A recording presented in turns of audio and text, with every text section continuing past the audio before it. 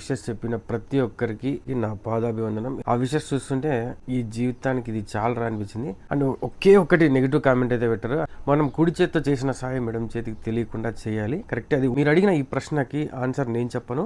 పుట్టినరోజు ఇలా కూడా జరుపుకోవచ్చని నాకు తెలియదు, నేను ట్రై చేస్తాను. ఇప్పటి వరకు సాయం ఎవరికి చేయలేదు, ఈ వీడియో చూసినాక నాకు చేయాలని ఉంది.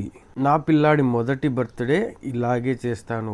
ఫస్ట్ బర్త్డే అంటే లైఫ్లో ఫస్ట్ బర్త్డే కూడా ఇలా చేస్తామంటున్నారు. నా కూతుర్ని నీలాగే పెంచుతాను అంటే నేనేమన్నా పెద్ద ఇదే కాదు కదా. నేను చేసిన చిన్న వీడియోకి ఇంత పెద్ద కామెంట్ వచ్చింది. నా కొడుకు చెప్పాడు అంకుల్ లాగా చేద్దామని ఒక మేడం అయితే మెసేజ్ చేశారు. నా గర్ల్ ఫ్రెండ్ బర్త్డే నెక్స్ట్ మంత్లో ఉంది, ఆ రోజు కూడా ఇలాగే చేస్తాను. అంటే నా నుంచి ఇన్స్పైర్ అయిన వాళ్ళు ఒక 100 మందికి సాయం చేసినా కూడా మనం ఇండైరెక్ట్గా సాయం చేసినట్టే కదా. ఇంకా కొంతమంది అయితే ఈ వీడియో చూసినంతసేపు మా కంట్లో నీళ్ళు లాగలేదు అంటున్నారు. నా వీడియో చేయడానికి గల ముఖ్య ఉద్దేశం, ముఖ్య కారణం ఇదేనండి.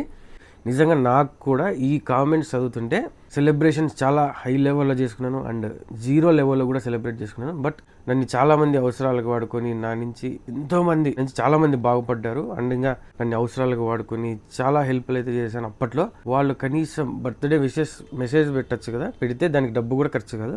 కనీసం ఒక బర్త్డే విషెస్ మెసేజ్ కూడా పెట్టని, అందులో లేడీస్ ఉన్నారు, జెంట్స్ ఉన్నారు. ఉన్న సిచ్యువేషన్స్లో అంతా నా చుట్టూ ఉండేవాళ్ళు. కానీ ఇప్పుడు డబ్బులు లేక నేను లో సిచ్యువేషన్స్కి వెళ్ళిపోయాను. అలాంటి సిచ్యువేషన్స్లో నాకు నిలబడి నాతో సపోర్ట్ ఇచ్చింది. ఒకప్పుడు ఫేస్బుక్లో బర్త్డే విషెస్ వచ్చి వాటిని చదివి హ్యాపీగా ఫీల్ అయ్యేవాడిని. ఏమీ లేని సిచ్యువేషన్లో కూడా నన్ను సంతోషపరిచింది ఇదే సోషల్ మీడియా. నాలాగా మీరు కూడా ఫిక్స్ అయిపోండి, డబ్బు ఉంటేనే మీకు కానీ నాకు కానీ ఎవరికైనా మర్యాద. నిన్నైతే మెసేజ్ చేశారు అంటే 8 ఇయర్స్ బర్త్డే గుర్తు రాలేదు, ఇప్పుడు ఏదో అంటే వీడు డొనేట్ చేశానంటే మీ దగ్గర చాలా డబ్బులు ఉన్నాయి. అలాంటి ఫేక్ మనుషులు మీ లైఫ్లో కూడా చాలామంది ఉంటారు, అస్సలు నమ్మకండి. నిన్ను నీలా చూసి వాల్యూ ఇచ్చేవాళ్ళు మాత్రమే నిజం. నీతో డబ్బు ఉంది, ఆస్తుంది, ఇంకోటి ఉంది అని చెప్పి వాల్యూ ఇచ్చేవాళ్ళు మనకు అసలు అవసరమే లేదు. వాళ్ళ ఫోన్ కాల్స్ కూడా లిఫ్ట్ చేయదని నేను కూడా అంతే, ఎవరిని పట్టించుకోను. లేని టైంలో నీతో నిలబడి నీ వెన్నుంటారే అలాంటి వాళ్ళు నా లైఫ్లో కొంతమంది ఉన్నారు.